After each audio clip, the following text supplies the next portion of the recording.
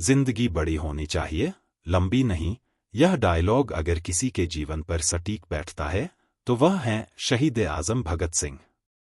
मात्र 23 साल की उम्र में भारत माता की जय का नारा लगाते हुए फांसी के फंदे पर झूलने वाले वीर भगत सिंह इतने शानदार जिए कि आज भी पूरी दुनिया उन्हें याद करती है।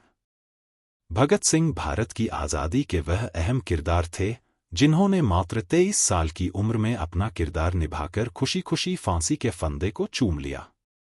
लेकिन जाने से पहले उन्होंने हर एक भारतीय के अंदर अपने देश की आज़ादी के प्रति जोश और जुनून का जज्बा भर दिया। 23 मार्च 1931 यह वो दिन था जब भगत सिंह को फांसी दी जानी थी। पूरे भारत में भगत सिंह की फांसी रोकने को लेकर प्रदर्शन हो रहे थे। ब्रिटिशर्स घबराए हुए थे कि कहीं प्रदर्शनकारी हावी न हो जाए और फांसी को टालना न पड़े। इसी कारण भगत सिंह को कोर्ट के द्वारा तय की गई तारीख से पहले ही फांसी दे दी गई। भगत सिंह तो कुर्बान हो गए, लेकिन देश के हर युवा की आंखों में आज़ादी का सपना छोड़ गए। भगत सिंह ने एक बार कहा था, मेरे खून का एक एक कतरा इंकलाब लाएगा, और यह वाकई सच साबित हुआ। एक तरफ भगत सिंह को फांसी हुई और दूसरी ओर भारत की सड़कों पर भगत सिंह के सपने को पूरा करने के लिए हर नौजवान अंग्रेजों की जड़ें हिलाने के लिए निकल पड़ा। देश में हर तरफ आज़ादी के लिए आवाज़ उठने लगी, जिससे भगत सिंह की मृत्यु के ठीक 16 साल बाद भारतीयों ने अंग्रेजों को भारत छोड़ने पर मजबूर कर दिया। भगत सिंह देश की आज़ादी के लिए इस कदर दीवाने थे कि उनके अंदर बचपन से ही एक वीर क्रांतिकारी जाग उठा था। मात्र 12 साल की उम्र में भगत सिंह ने जलियांवाला बाग का खौफनाक मंजर देखकर ठान लिया था कि वो उन मासूमों की जान का बदला अंग्रेजों से लेकर रहेंगे। ब्रिटिशर्स से बदला लेने के लिए भगत सिंह ने असेंबली में जो बम फोड़ा था, उसकी आवाज़ ने अंग्रेजों के परखच्चे उड़ा दिए थे। भगत सिंह एक ऐसे फ्रीडम फाइटर थे जिन्होंने जेल में जाकर भी अंग्रेजों के खिलाफ अपनी बगावत नहीं छोड़ी और वहां भी सभी कैदियों में क्रांति पैदा कर दी। कई महीनों तक हंगर स्ट्राइक करने के बाद भी उनका जुनून कम नहीं हुआ और लगातार 116 दिनों तक उपवास रखकर भगत सिंह ने अंग्रेजों से अपनी बात मनवा ली थी। तो चलिए जानते हैं कि आखिर कौन थे भगत सिंह, क्यों उन्हें फांसी दी गई, और केवल 23 साल की उम्र में उन्होंने ऐसा क्या कर दिया कि लोग आज भी उनके कायल हैं। 28 सितंबर 1907 यह वो दिन था जब भारत को अपना वीर सपूत मिला था। इस दिन बंगा नाम भगत सिंह का जन्म बंगा गांव में हुआ था। यह गांव आज के समय में पाकिस्तान में आता है, लेकिन भारत के विभाजन से पहले यह ब्रिटिश इंडिया के पंजाब प्रोविंस के लायलपुर डिस्ट्रिक्ट में स्थित था। भगत सिंह का जन्म एक सिख परिवार में हुआ था जो भारत की आज़ादी के लिए लड़ रहा था। अपने परिवार में भगत सिंह अपने माता पिता की दूसरी संतान थे। इनके पिता का नाम किशन सिंह संधू और मां का नाम विद्यावती था। इनके जन्म के समय इनके पिता और अंकल अजीत सिंह राजनीति में काफी सक्रिय थे और समय समय पर ब्रिटिशर्स के खिलाफ होने वाले आंदोलनों में भाग लिया करते थे। कैनाल कॉलोनाइजेशन बिल और गदर मूवमेंट में भी इनके पिता और अंकल ने बढ़ चढ़कर भाग लिया था, जिस कारण उन्हें जेल भी जाना पड़ा था। यहां तक कि जब भगत सिंह का जन्म हुआ था तब भी इनके पिता और अंकल कैनाल कॉलोनाइजेशन बिल के खिलाफ होने वाले प्रदर्शन में भाग लेने के कारण जेल में थे। लेकिन भगत सिंह के जन्म के कुछ दिनों बाद ही दोनों को जेल से रिहा कर दिया गया। इस कारण सभी लोग भगत सिंह को काफी भाग्यशाली मानते थे और इसी वजह से शुरुआत में इनका नाम भागो सिंह रखा गया था, यानी भाग्य वाला इंसान। हालांकि समय के साथ इस नाम को बदलकर भगत सिंह कर दिया गया। इन्होंने बचपन से ही न केवल अपने परिवार में बल्कि पूरे देश में आज़ादी की आग देखी थी। इसी के चलते बहुत कम उम्र में ही इनके सीने में भी आज़ादी की लौ जल उठी। भगत सिंह बचपन से ही ब्रिटिशर्स से नफरत करने लगे थे, जिसका एक परफेक्ट उदाहरण उनके बालपन के दिनों में देखने को मिलता है। हुआ यूं कि एक बार इनके पिता खेत में बीज बो रहे थे। इसे देखकर भगत सिंह ने अपने पिता से सवाल किया, पिताजी, आप खेत में क्या कर रहे हो? इस पर उनके पिता ने कहा, हम खेत में बीज बो रहे हैं ताकि ढेर सारी फसल हो और अनाज मिल सके। तब भगत सिंह ने अपने पिता की बात का जवाब देते हुए कहा, पिताजी, फिर हम खेत में बंदूकें क्यों नहीं बोते? ऐसा करने से हमारे पास ढेर सारी बंदूकें होंगी जिनका इस्तेमाल हम अंग्रेजों के खिलाफ कर सकते हैं।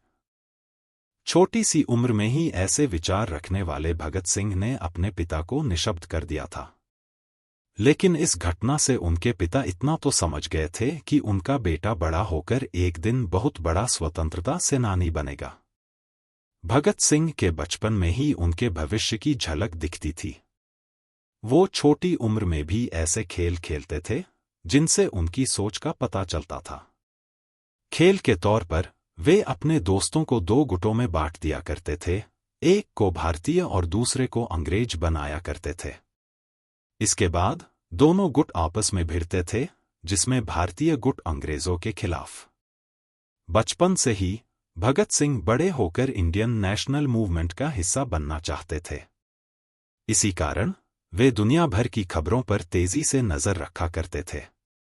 भगत सिंह पढ़ाई लिखाई में काफी अच्छे थे।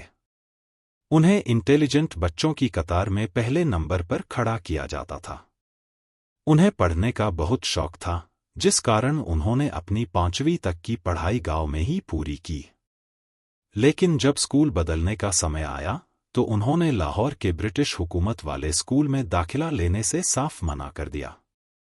वे कभी भी ब्रिटिशर्स को किसी भी तरह से सपोर्ट नहीं करना चाहते थे, इसलिए जिद करके उन्होंने दयानंद एंग्लो वैदिक हाई स्कूल में अपना एडमिशन करवा लिया। स्कूल के दिनों में भी भगत सिंह अंग्रेजों की हर गतिविधि पर नजर रखते थे। एक दिन जब भगत सिंह स्कूल में पढ़ रहे थे, तभी उन्हें जलियांवाला बाग हत्याकांड के बारे में पता चला। 13 अप्रैल 1919 को अंग्रेजों ने जलियांवाला बाग में शांतिपूर्ण प्रदर्शन कर रहे लोगों को चारों ओर से घेर कर मौत के घाट उतार दिया था। उन्होंने जलियांवाला बाग का मुख्य गेट बंद करवा दिया और चारों ओर से अपने सिपाहियों को आदेश दिया कि वे बाग में मौजूद सभी लोगों पर बेरहमी से गोलियां बरसाएं। लोगों के पास मरने के अलावा और कोई रास्ता नहीं था, क्योंकि वहां से भागने का कोई रास्ता नहीं था। हालांकि बाग में एक कुआं था जहां कई लोगों ने गोलियों से बचने के लिए छलांग लगा दी थी, लेकिन फिर भी कोई नहीं बच पाया। बाग में मौजूद लगभग 1500 लोगों में से 379 लोगों की मौके पर ही मौत हो गई थी और करीब 1200 लोग बुरी तरह घायल हो गए थे। इस घटना ने पूरे देश में आक्रोश भर दिया था। इस नरसंहार से भगत सिंह इतने आहत हुए कि केवल 12 साल की उम्र में बिना घर पर बताए स्कूल से सीधा जलियांवाला बाग की ओर निकल गए। करीब 12 मील पैदल चलकर वे वहां पहुंचे और बाग में बिखरे खून से लथपथ मिट्टी को एक बोतल में भरकर घर ले आए। इसी दिन भगत सिंह ने कसम खाई थी कि वे भारत के हर मासूम के खून के कतरे का बदला अंग्रेजों से लेकर रहेंगे।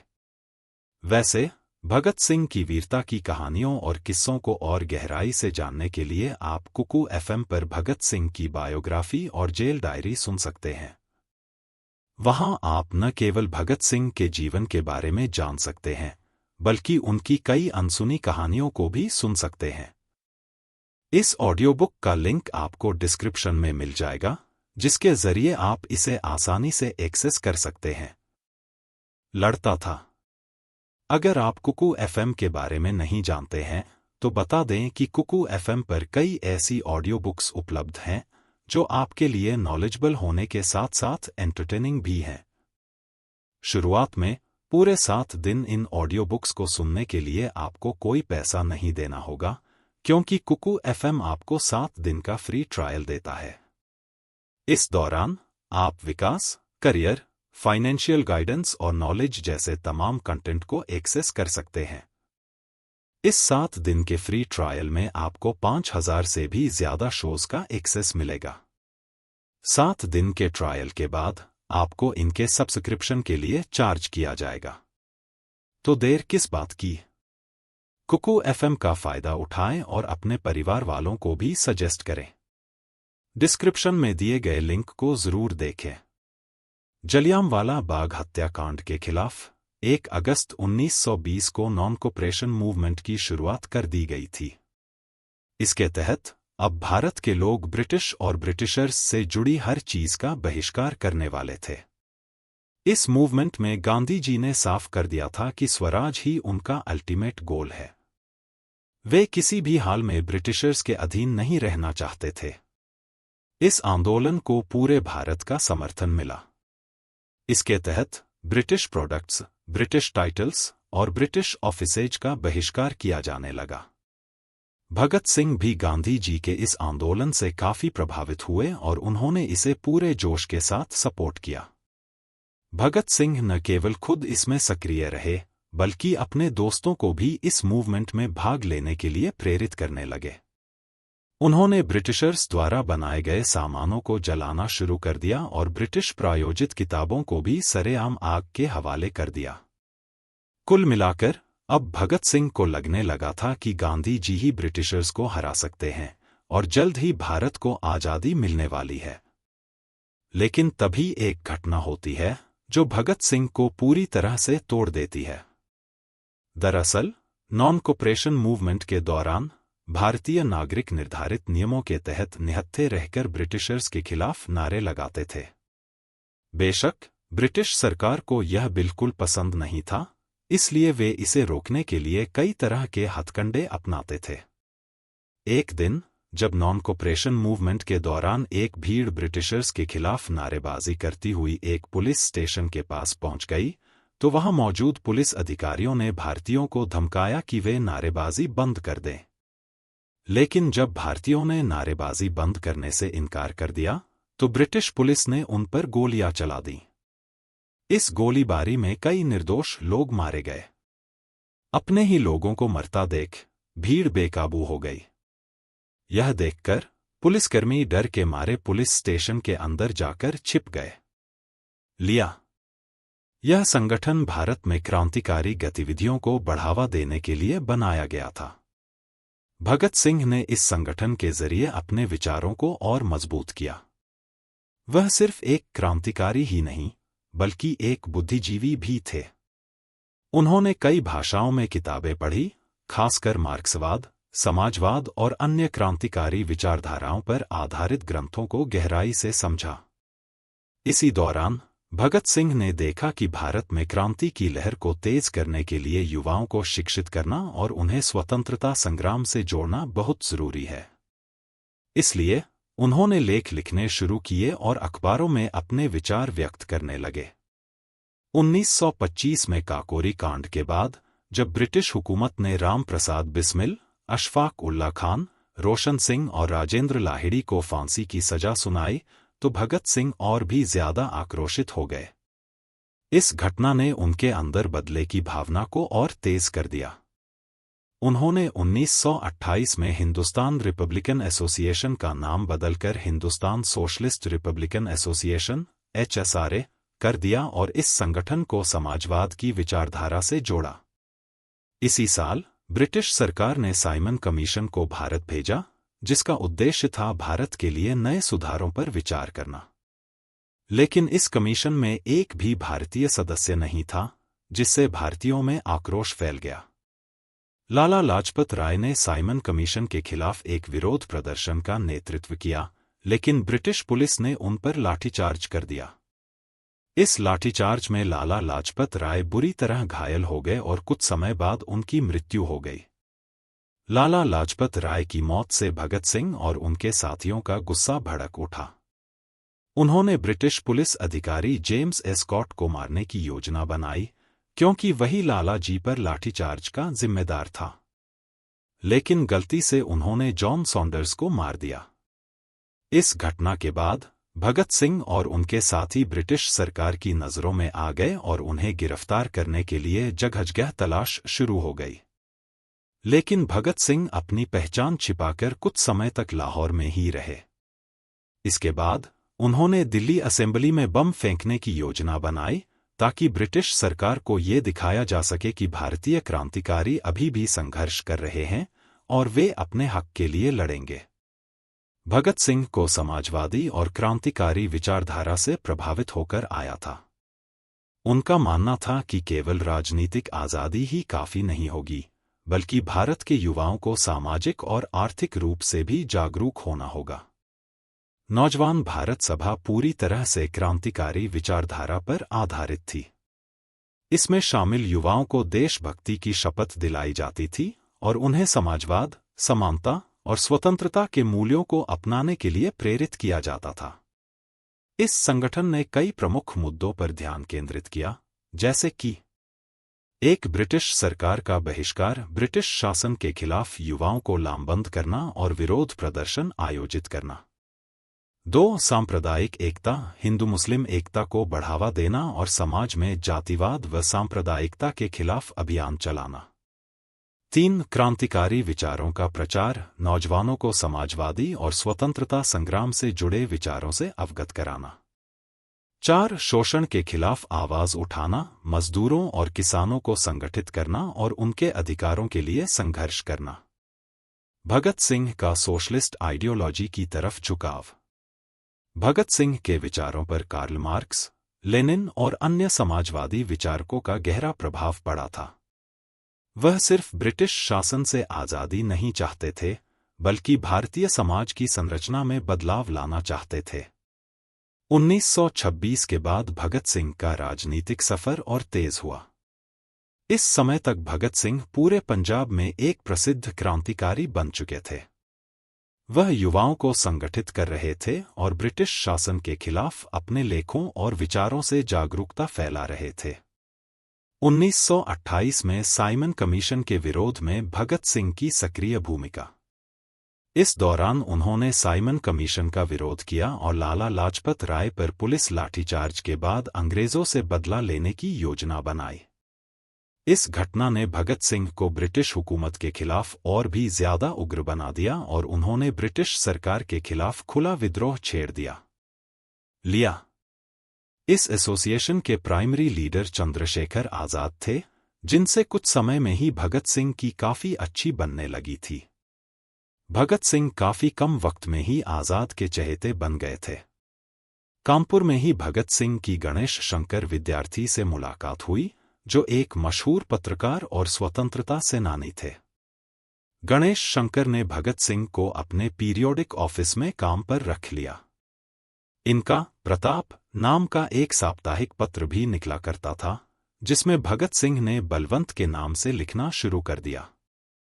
प्रताप में सिंह कई और ग्रेट रेवोल्यूशन की ऑटोबायोग्राफी फीचर्स को लिखा और ट्रांसलेट किया करते थे। पूरा देश इनके लिखने के तरीके को काफी पसंद किया करता था। यह वही समय था जब भगत सिंह के थॉट प्रोवोकिंग आर्टिकल से इम्प्रेस होकर सचिंद्रनाथ सान्याल ने उन्हें चंद्रशेखर आजाद से मिलवाया था।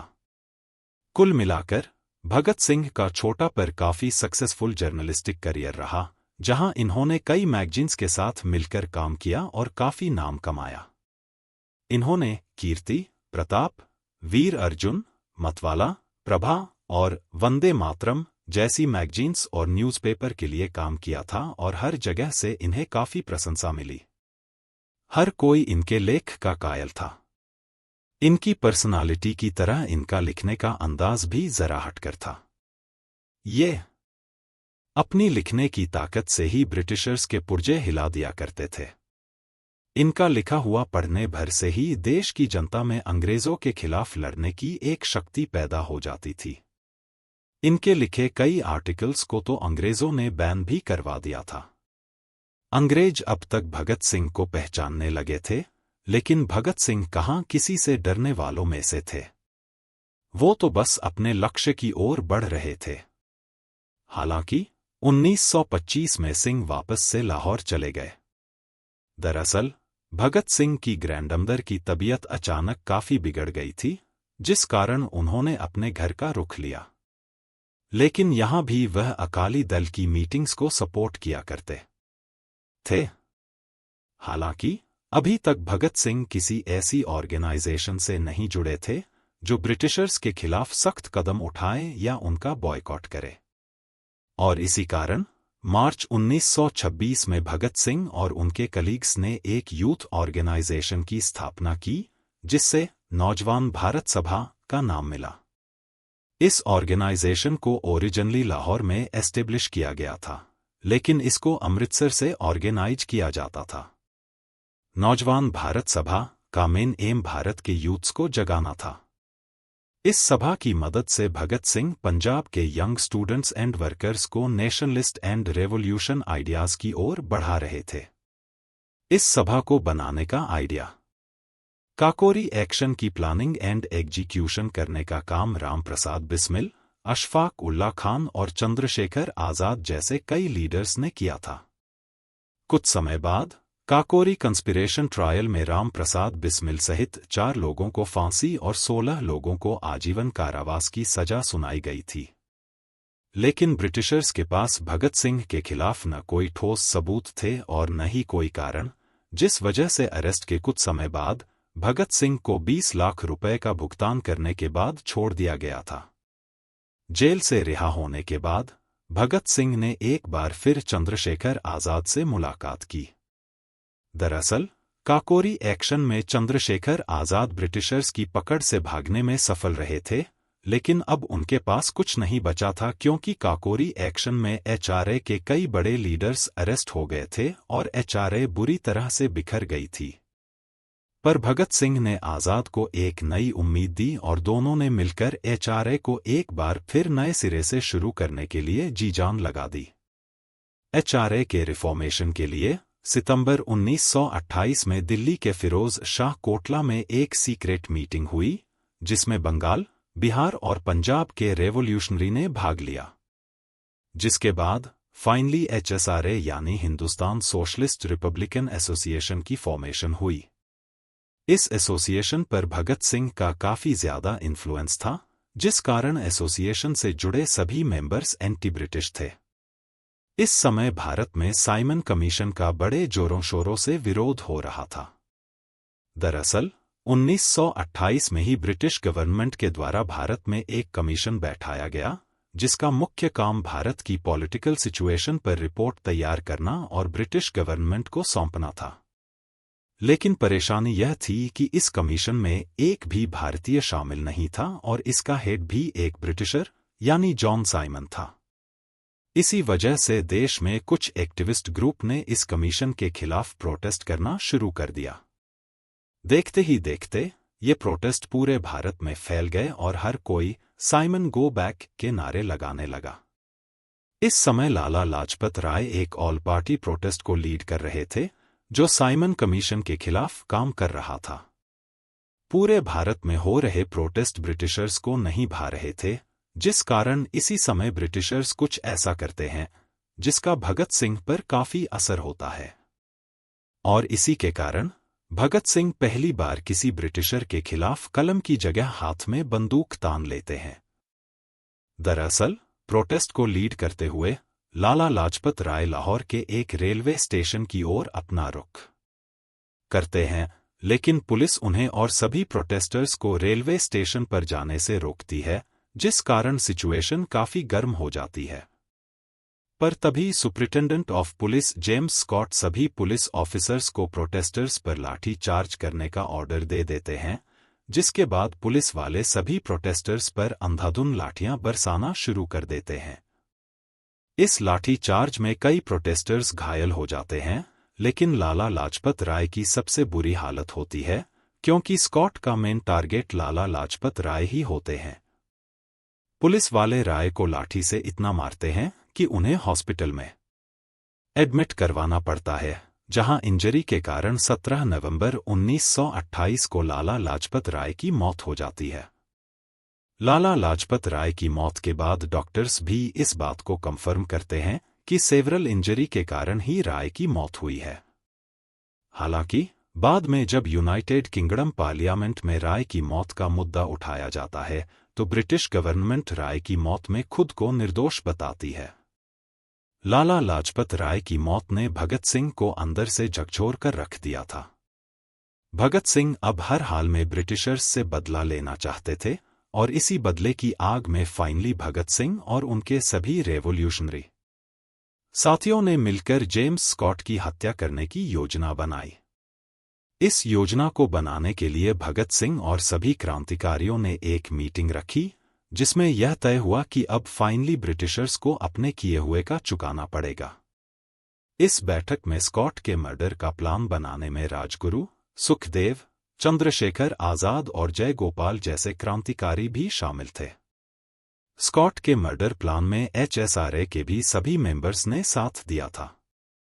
प्लान के मुताबिक भगत सिंह के सभी क्रांतिकारियों को पुलिस स्टेशन के पास छिपकर स्कॉट के स्टेशन से बाहर निकलने का इंतजार करना था, और जैसे ही स्कॉट स्टेशन से बाहर आते वैसे ही उन्हें गोली मारकर भाग जाना था। लेकिन असल में प्लान जैसा बनाया गया था वैसे एग्जीक्यूट नहीं हो पाया और एक बड़ी गलती हो गई। 17 दिसंबर 1928 को भगत सिंह और उनके सभी साथी प्लान के हिसाब से पुलिस स्टेशन के आसपास खड़े होकर स्कॉट का इंतजार करने लगे। ऑपरेशन के हिसाब से भगत सिंह और राजगुरु की जिम्मेदारी स्कॉट को मारने की थी और चंद्रशेखर आजाद का काम केवल इन दोनों को कवर देने का था। जयगोपाल को इस प्लान का हिस्सा इसलिए बनाया गया था क्योंकि उनके अलावा कोई स्कॉट को नहीं पहचानता था। सभी स्कॉट के पुलिस स्टेशन से बाहर निकलने का इंतजार कर रहे थे। जयगोपाल वहीं पास में बैठकर एक साइकिल पर चेन चढ़ा रहे थे। उनका काम केवल स्कॉट की पहचान करना था। फिर बाद में भगत सिंह ने गोली चलाई, लेकिन जैसे ही गोली लगी उन्होंने महसूस किया कि उन्होंने गलत आदमी पर गोली चला दी है। तब तक काफी देर हो चुकी थी। दरअसल जयगोपाल हड़बड़ाहट में स्कॉट को पहचान ही नहीं पाए थे और उन्होंने इशारा करके जिस ऑफिसर पर गोली चलाने को कहा वो स्कॉट नहीं बल्कि ASP जॉन P. सॉन्डर्स थे। कई गोलियां लगने के कारण जॉन P. सॉन्डर्स की मौके पर ही मौत हो गई। सॉन्डर्स के मर्डर के कारण भगत सिंह और उनके सभी साथियों को पकड़ने के लिए पुलिस ने अपने सर्च ऑपरेशन तेज कर दिए और शहर के सभी एंट्री और एग्जिट पॉइंट्स को ब्लॉक करवा दिया। इस वजह से भगत सिंह के लिए पुलिस की नजरों से बचकर भाग निकलना काफी मुश्किल हो गया था। इसलिए भागने के लिए भगत सिंह एक प्लान बनाते हैं। इसे एग्जीक्यूट करने के लिए 19 दिसंबर 1928 को सुखदेव, HSRA के मेंबर प्रोफेसर भगवती चरण बोहरा की वाइफ दुर्गावती देवी को बुलाते हैं, जो भगत सिंह की भागने में मदद करती हैं। प्लानिंग के हिसाब से राजगुरु और भगत सिंह को लाहौर से एक ट्रेन पकड़नी थी जो भटिंडा होते हुए कलकत्ता जाती। इस दौरान भगत सिंह अपना पूरा लुक बदल लेते हैं। एक पंजाबी होने के बावजूद भगत सिंह अपने बाल और दाढ़ी कटवा लेते हैं। उनका अटायर भी वेस्टर्न होता है। वहीं सुखदेव भगत सिंह के नौकर बनते हैं और दुर्गा भाभी भगत सिंह की वाइफ। भगत सिंह और सुखदेव सेफ्टी के लिए अपने पास एक रिवॉल्वर भी रखते हैं, जिसके बाद फाइनली सभी भागने में सफल होते हैं। ब्रिटिशर्स की नजरों से बचकर भागने में सफल होने के बाद कुछ समय तक भगत सिंह शांत रहते हैं। इसके बाद वे ड्रामा की मदद से ब्रिटिशर्स के खिलाफ लोगों को खड़ा करने की कोशिश करते हैं। वे लोगों को इंस्पायर करने के लिए फ्रीडम फाइटर्स की कहानियां सुनाया करते थे, जिनमें अधिकतर रेवोल्यूशनरी शामिल रहते थे। वे राम प्रसाद बिस्मिल और अगस्ट वेलेंट जैसे बड़े क्रांतिकारियों के बारे में लोगों को बताते थे। अगस्ट वेलेंट एक फ्रेंच अनार्किस्ट थे जिन्होंने पेरिस में चेंबर ऑफ डेप्यूटीज में बॉम्ब फेंका था। भगत सिंह को ब्रिटिशर्स के बनाए गए पब्लिक सेफ्टी बिल और ट्रेड डिस्प्यूट बिल से परेशानी थी। पब्लिक सेफ्टी बिल के अनुसार ब्रिटिशर्स बिना रीजन बताए किसी को भी अरेस्ट कर सकते थे। वहीं ट्रेड डिस्प्यूट बिल के तहत श्रमिक गतिविधियों को समाप्त करने और स्ट्राइक्स पर रोक लगाने की बात कही गई थी। के कंसीक्वेंसेस को देखते हुए असेंबली ने इन दोनों ही बिलों को रिजेक्ट कर दिया, लेकिन वायसराय ने अपनी स्पेशल पावर्स का इस्तेमाल करके बिल्स को रिजेक्ट करने के बाद भी इसे लागू करने की योजना बना ली थी। भगत सिंह इसके सख्त खिलाफ थे, जिसके लिए उन्होंने सेंट्रल लेजिस्लेटिव असेंबली में एक बॉम्ब एक्सप्लोजन करने का प्लान बनाया। शुरुआत में जब भगत सिंह ने HSRA के सामने यह प्लान पेश किया तो HSRA का कोई मेंबर नहीं चाहता था कि भगत सिंह इस प्लान का हिस्सा बने, क्योंकि अगर वह इस प्लान में शामिल होकर असेंबली में बम फेंकते तो ब्रिटिशर्स पहले सैंडर्स के मर्डर और फिर असेंबली बॉम्ब केस में भगत सिंह को फांसी दे देते। हालांकि काफी डिस्कशन के बाद यह डिसाइड हुआ कि भगत सिंह असेंबली बॉम्बिंग का हिस्सा बनेंगे, अब चाहे इसके लिए उन्हें अरेस्ट और एग्जीक्यूट ही क्यों ना होना पड़े। भगत सिंह का मानना था कि आज़ादी उनका मकसद है और आज़ादी केवल बोलने से नहीं मिलती, बल्कि उसके लिए लड़ना भी पड़ता है। वह जानते थे कि अगर उन्होंने इस प्लान में पार्टिसिपेट किया तो उनका वापस जिंदा बचकर आना नामुमकिन है। लेकिन जन्म से ही विद्रोही स्वभाव के भगत सिंह कहाँ पीछे हटने वाले थे। वह तो खुशी खुशी इस प्लान में शामिल होने के लिए रेडी हो गए और HSRA के सभी मेंबर्स को भी मना लिया। इस प्लान को एग्जीक्यूट करने से पहले भगत सिंह ने कहा था, अगर मेरी जान चली भी गई तो मेरे बाद भारत के हर घर से एक भगत पैदा होगा जो आज़ाद भारत के लिए ब्रिटिशर्स को मार भगाएगा। फाइनली वह दिन आता है जब भगत सिंह और बटुकेश्वर दत्त दिल्ली असेंबली बमिंग के लिए तैयार होते हैं। 8 अप्रैल 1929 को भगत सिंह और बटुकेश्वर दत्त चलते सेशन के बीच पब्लिक गैलरी से असेंबली चेंबर में 2 बम फेंकते हैं। इन बमों का मकसद किसी को मारने का नहीं होता, इसी कारण इन्हें खाली जगहों पर फेंका जाता है। बम से पूरी असेंबली में धुआं हो जाता है और उसकी आवाज भी काफी तेज होती है, जिस कारण असेंबली में मौजूद सभी लोगों को कुछ समझ नहीं आता और वे इधर उधर भागने लगते हैं। इस समय भगत सिंह और बटुकेश्वर दत्त चाहते तो भाग सकते थे, लेकिन वे ऐसा नहीं करते, बल्कि वहीं खड़े होकर जोर जोर से इंकलाब जिंदाबाद का नारा लगाते हुए कई पैम्फलेट हवा में उड़ाने लगते हैं, जिन पर लिखा था, बहरों को सुनाने के लिए धमाके की जरूरत होती है। इसके बाद दोनों खुद को पुलिस के हवाले कर देते हैं। अरेस्ट होने का मेन मकसद कोर्ट ट्रायल्स के जरिए अपनी बातों को पूरे हिंदुस्तान के कानों तक पहुंचाना था, जिससे सभी भारत की आज़ादी की लड़ाई के लिए जागरूक हो सके। लड़ाई में बढ़ चढ़कर हिस्सा लेने के कारण फाइनली पिछले 1 साल से ब्रिटिशर्स को जिसकी तलाश थी वह आज उनके हाथ लग जाता है। अरेस्ट करने के बाद भगत सिंह और बटुकेश्वर दत्त को लाहौर के हॉस्टल जेल में डाल दिया जाता है, जहां 10 जुलाई 1929 को दोनों के ऊपर मुकदमा शुरू होता है। 7 मई 1929 को भगत सिंह और बटुकेश्वर दत्त पर 2 केसेस के लिए ट्रायल्स चलते हैं, जिसमें एक असेंबली बॉम्ब केस के लिए और दूसरा सैंडर्स मर्डर के लिए। दोनों ट्रायल्स में भगत सिंह अपनी साइड से कॉन्फिडेंट रहते हैं, लेकिन ब्रिटिशर्स को तो कैसे भी करके भगत सिंह को फांसी देनी थी। ट्रायल्स की शुरुआत में भगत सिंह और दत्त अपने केस को बहुत सीरियसली लड़ते हैं, लेकिन वक्त के साथ इन्हें समझ आने लगता है कि वे कितनी भी कोशिश क्यों न कर लें, ब्रिटिशर्स उन्हें अब जेल से घर वापस कभी नहीं जाने देंगे। ट्रायल्स की शुरुआत में बटुकेश्वर दत्त की ओर से अफसर अली केस को लड़ते हैं, तो वहीं भगत सिंह अपना केस खुद लड़ने का फैसला लेते हैं। भगत सिंह स्टार्टिंग से ही अपना स्टैंड क्लियर रखते हैं। वे रेवोल्यूशन के बारे में कहते हैं कि जब एग्रेसिवली तरीके से फोर्स का इस्तेमाल किया जाता है तो वह वायलेंस और अनजस्टिफाइड कॉज को आगे बढ़ाने के लिए होता है, लेकिन अगर इसका इस्तेमाल एक सही मकसद के लिए किया जाए तो इसका अपना एक मोरल जस्टिफिकेशन होता है। ब्रिटिशर्स के खिलाफ भगत सिंह के रवैये को देखते हुए अंग्रेज वही करते हैं जो उनसे एक्सपेक्टेड था। कोर्ट किसी भी सूरत में रेवोल्यूशन के द्वारा किए गए कामों को सही नहीं ठहराती और मैलिशस एंड अनलॉफुल इंटेंट का हवाला देते हुए भगत सिंह और दत्त को गलत ठहराती है। कोर्ट के अलावा पॉलिटिकल बॉडी की ओर से भी असेंबली बॉम्बिंग को कड़ी निंदा झेलनी पड़ती है, जिसमें एसोसिएशन के कई प्रोमिनेंट रेवोल्यूशनरी अरेस्ट हो जाते हैं। इस रेवोल्यूशन में 21 से भी ज्यादा HSRA के मेंबर्स होते हैं, जिनमें राजगुरु, जतिंद्रनाथ दास, सुखदेव, किशोरी लाल और जय गोपाल शामिल होते हैं।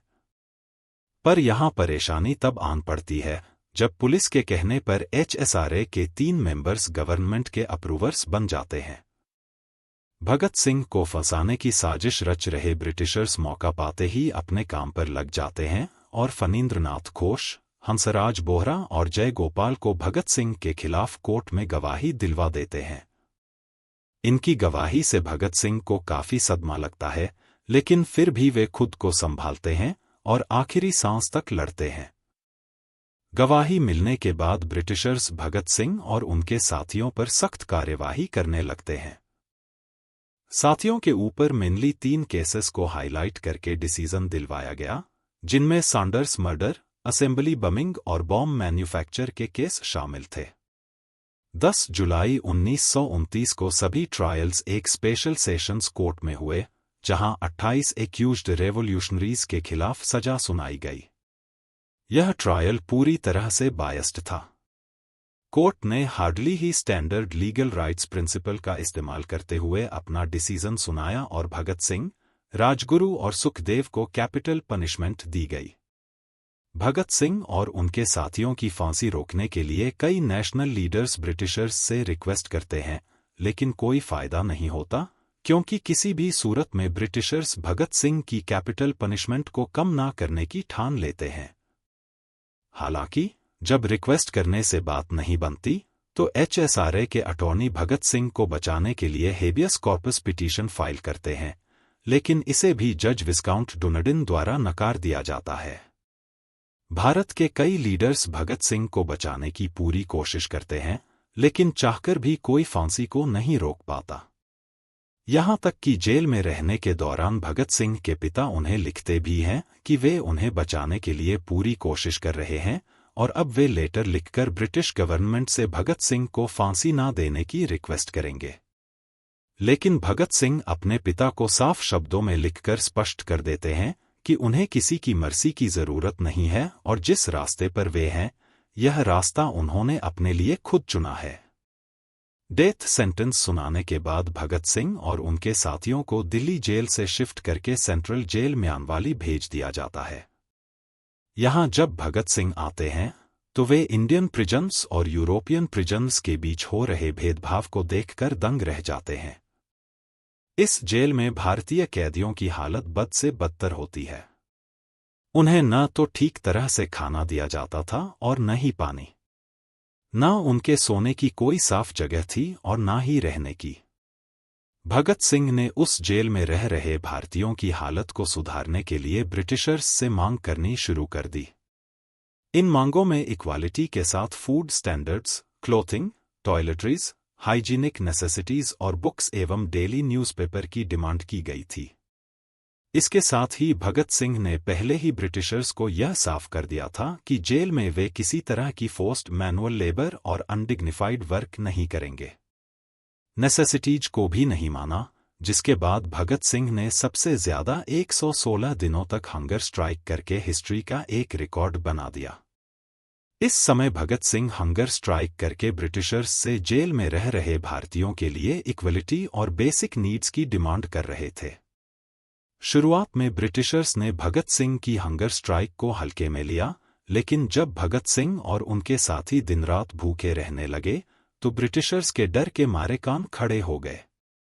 क्योंकि देश में जब लोकल लोगों को भगत सिंह और उनके साथियों की स्ट्राइक के बारे में पता चला, तो वे बाहर से ही भगत सिंह को और ज्यादा सपोर्ट करने लगे। लोगों का आक्रोश देखते हुए ब्रिटिशर्स को डर सताने लगा कि कहीं भूख के मारे भगत सिंह की जान चली गई तो उनके लिए बड़ी परेशानी हो जाएगी। जिस कारण ब्रिटिशर्स ने शाम, दाम, दंड, भेद हर तरह के पत्तरे आजमाकर भगत सिंह और उनके दोस्तों की हंगर स्ट्राइक को भंग करने की कोशिश की, लेकिन किसी ने भी खाने का एक निवाला भी गले के नीचे नहीं उतारा। जिसके बाद लगातार 63 दिनों तक भूखे रहने के कारण स्ट्राइक में जतींद्रनाथ दास की 13 सितंबर 1929 को भूख के कारण मौत हो गई। दृढ़ संकल्प का ऐसा नजारा देखते हुए पूरे नेशन ने जतींद्रनाथ दास को सम्मान दिया। यही नहीं, स्ट्राइक के सपोर्ट में गोपीचंद भार्गव और मोहम्मद आलम ने पंजाब लेजिस्लेटिव काउंसिल से विड्रॉ कर लिया था। वहीं पंडित जवाहरलाल नेहरू ने ब्रिटिश गवर्नमेंट को लाहौर कैदियों के साथ किए जा रहे इनह्यूमन ट्रीटमेंट के लिए उन्हें क्रिटिसाइज किया था। साथ ही नेहरू ने सेंट्रल असेंबली में लाहौर कैदियों के साथ हो रहे इनह्यूमन ट्रीटमेंट को रोकने के लिए एक एडजर्नमेंट मोशन भी स्पॉन्सर किया था। न्यूज़पेपर्स में लगातार लाहौर और अमृतसर में मास मीटिंग्स की खबरें छपने लगी थी। इतने सपोर्ट को देखते हुए ब्रिटिशर्स ने लोगों को रोकने के लिए सेक्शन 144 को इम्पोज कर दिया। इतना ही नहीं, जवाहरलाल नेहरू खुद सेंट्रल जेल विजिट करते हैं और भगत सिंह के साथ सभी स्ट्राइकर्स से मिलकर उन्हें सपोर्ट करने का वादा करते हैं। वहीं उस समय मोहम्मद अली जिन्ना भी स्ट्राइकर्स को सपोर्ट करते हैं और भरी असेंबली में उनके फेवर में बोलते हैं। लोगों का भरपूर सपोर्ट और दास की मौत के बाद ब्रिटिशर्स समझ जाते हैं और फाइनली भगत सिंह की शर्तों को एक्सेप्ट कर लेते हैं, जिसके बाद पूरे 116 दिनों बाद भगत सिंह और उनके सभी साथी 5 अक्टूबर 1930 को अपनी हंगर स्ट्राइक तोड़ते हैं। सजा सुनाए जाने के कारण भगत सिंह को अपना भविष्य पता था। अब वे लगातार जेल के लोगों के साथ आराम से रहते और उनके सुख दुख में उनका साथ देते। केवल भगत सिंह ही नहीं, बल्कि जेल में रहने वाले हर भारतीय को भगत सिंह ने इस कदर बदल दिया था कि सभी प्रिजन्स अब पेट्रियोटिक स्लोगन्स गाने लगे थे। इन सभी प्रिजन्स को जो गाना सबसे प्रिय था, वो था मेरा रंग दे बसंती चोला, माँ मेरा रंग दे बसंती चोला, जिसे भगत सिंह आए दिन गुनगुनाया करते थे। इन सब के अलावा अपने आखिरी दिनों में जेल में भगत सिंह कई किताबें पढ़ते और लेटर्स लिखते। इस समय वह कई बड़े बड़े रेवोल्यूशंस को पढ़ा करते थे। भगत सिंह लिखने के साथ साथ बोलते भी काफी अच्छा थे। वो जब भी बोलते तो आसपास के सभी लोग उनकी बातों को ध्यान से सुनते। इवन जेल में काम करने वाले पुलिस ऑफिसर्स भी भगत सिंह को बहुत पसंद किया करते थे। फाइनली अब वो दिन आ जाता है जब भगत सिंह को इस दुनिया से अलविदा कहना पड़ता है, लेकिन देश अभी भी भगत सिंह को विदाई देने के लिए तैयार नहीं था, जिस कारण अभी भी जोरों शोरों से चारों ओर भगत सिंह को बचाने के लिए हर कोई अपनी पूरी कोशिश में लगा हुआ था। 24 मार्च 1931 को भगत सिंह और उनके साथियों को फांसी देनी थी, लेकिन पूरे भारत में भगत सिंह के सपोर्ट में हो रहे प्रोटेस्ट को देखकर ब्रिटिशर्स डर जाते हैं और तय की गई तारीख से एक दिन पहले ही उन्हें फांसी देना तय किया जाता है। जिसके बाद फांसी का जब समय होता है तो जेलर भगत सिंह को जेल से लेकर फांसी देने वाली जगह पर ले जाने के लिए आते हैं, पर तब भगत सिंह कहते हैं, मुझे थोड़ा वक्त दो, मेरी किताब का आखिरी पन्ना बचा है। अभी एक क्रांतिकारी दूसरे क्रांतिकारी से भेंट कर रहा है। दरअसल इस समय भगत सिंह लेनिन की बायोग्राफी को पढ़ रहे थे। थोड़ी देर में भगत सिंह किताब का आखिरी पन्ना पढ़ने के बाद जेलर के साथ जाने के लिए तैयार हो जाते हैं। जेलर भगत सिंह, राजगुरु और सुखदेव को फांसी देने के लिए ले जाता है, जहां भगत सिंह अपने हाथों और आंखों को न बांधने की डिमांड करते हैं। ब्रिटिशर्स भगत सिंह के हाथों को तो नहीं बांधते, लेकिन आंखों पर काली पट्टी बांध देते हैं। जिसके बाद 23 मार्च 1931 की शाम को ठीक 7:30 पर भगत सिंह, राजगुरु और सुखदेव को फांसी दे दी जाती है। तीनों फांसी के फंदे को चूमकर इंकलाब जिंदाबाद का नारा लगाकर इस दुनिया से हमेशा हमेशा के लिए अलविदा कह जाते हैं। इन तीनों देश प्रेमियों का बलिदान भारत के हर यूथ को एक नई दिशा देता है और अब हर नौजवान भारत के फ्रीडम स्ट्रगल में बढ़ चढ़कर हिस्सा लेता है। भगत सिंह ने केवल तब के यंगस्टर्स को ही इंस्पायर नहीं किया, बल्कि आज की यूथ में भी भगत सिंह के लिए बेहद प्यार और इज्जत भरी है। आज का यूथ भी भगत सिंह को अपनी इंस्पिरेशन मानता है। आज भगत सिंह, राजगुरु और सुखदेव की याद में हर साल 23 मार्च को देश शहीद दिवस मनाता है। हम आशा करते हैं कि आपको हमारा यह वीडियो पसंद आया होगा। आगे हम और भी ऐसे ही इन्फॉर्मेशन